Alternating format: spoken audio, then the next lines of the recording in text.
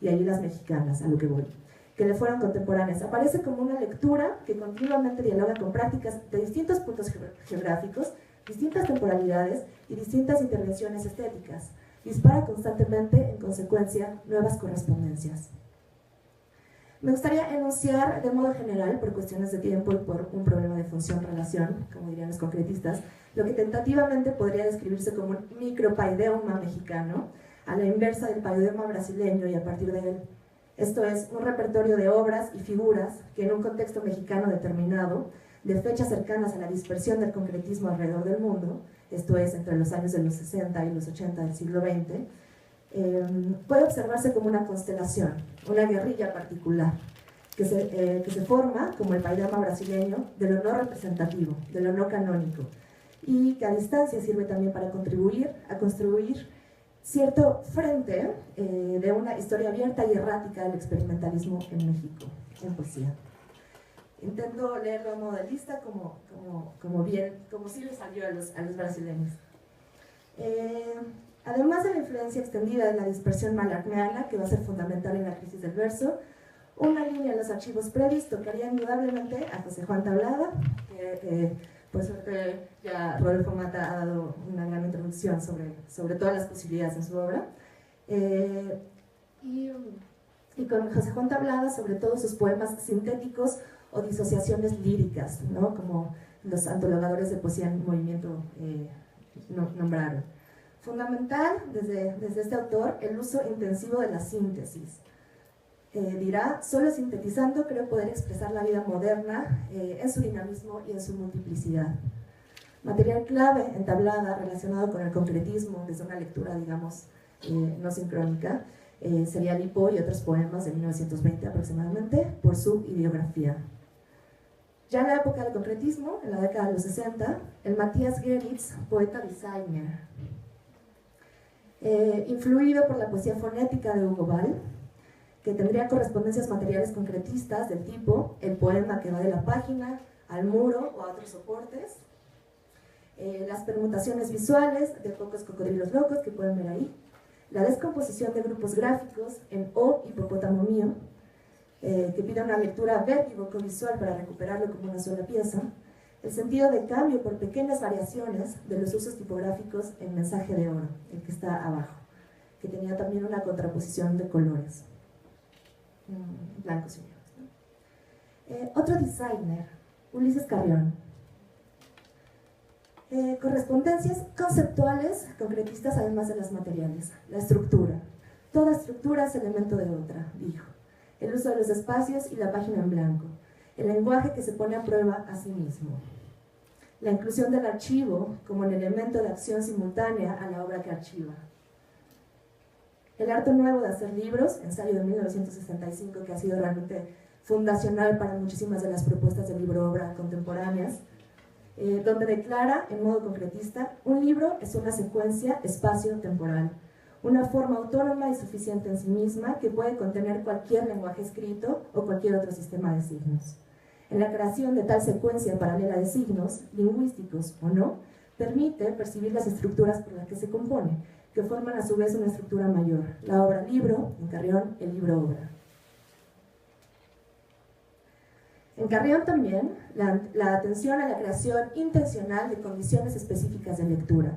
Ahí es cuando de la página como estructura, nos vamos al libro como estructura y todo el modo de circular del libro como una estructura también. Por eso siempre es como una especie de caja de muñecas donde va saliendo siempre una estructura más grande que contiene a la anterior porque al mismo tiempo funciona relacionalmente. Usos concretistas en Carrión compartidos con los brasileños, pero llevados al extremo, apropiaciones, plagios, borramientos, transparencias. Dirá Carrión, el libro más hermoso y perfecto del mundo es un libro con las páginas en blanco. En este micropaideuma que intento resumir, estaría también el Octavio Paz, no el canónico o el no tan canónico, sino el de los experimentos con la antidiscursividad malarmeana. Perdón, este es Carrión todavía. Sería el Octavio Paz de Blanco, de 1966, el Octavio Paz que trabajó con la materialidad en los discos visuales, colaborativamente siempre con artistas visuales y con otras figuras también del teatro, por ejemplo, y de la música en México. El Octavio Paz de los poemas. El de las colaboraciones, el influenciado por artistas como Vicente Rojo, y el Octavio Paz de la poética de los signos en rotación. En visualidad poética habría que sumar a Marco Antonio Montes de Oca y a sus caleidoscopios verbales de lugares donde el espacio cicatriza, de 1974, a Jesús Arellano y sus poelectrones, a las prácticas colaborativas entre compositores, artistas, visuales y poetas, como las mutaciones, que convocaron al compositor Mario Lavista, al artista visual Arnaldo Cohen y a Francisco Serrano, poeta, a traducirse transdisciplinariamente. Otro término muy interesante de los concretistas que exponía o asumía desde el principio que una traducción nunca puede ser total, y jugando con esta imposibilidad de la traducción total, preferían hacer una transtraducción, ¿no? Y es un poco lo que se llevó a cabo también aquí, de modo transdisciplinario.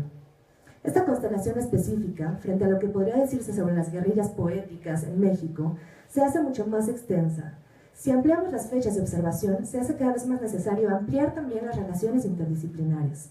De la constelación del poema a la constelación de relaciones entre obras y lugares de aparición, resulta relevante no tanto saber si tales constelaciones fueron recibidas estrictamente desde el concretismo o bajo los parámetros de un programa particular que se declaró concluido por sus mismos postulantes hace ya varias décadas y que, debe aceptarse, también tuvo sus contradicciones.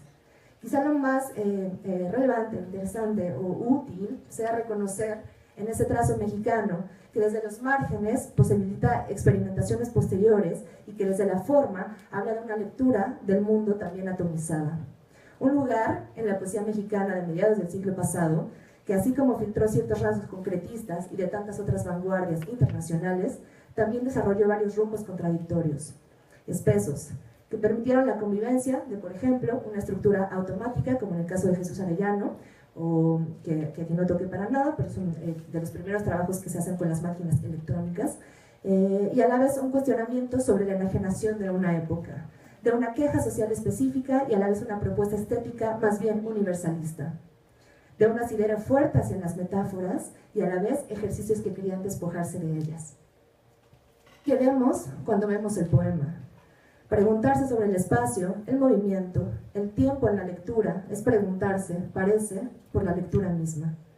Se preguntaron los concretos y se le preguntaron quizás Geritz y muy claramente Carrión, Paz, Arellano, entre tantos otros. ¿No puede hacerse desde la poesía una nueva lectura de la lectura? Una experiencia poetizable, una poesía que considere otra sintaxis posible y que intente leer el mundo como se nos aparece a veces, simultáneo, fragmentado e inestable. Gracias.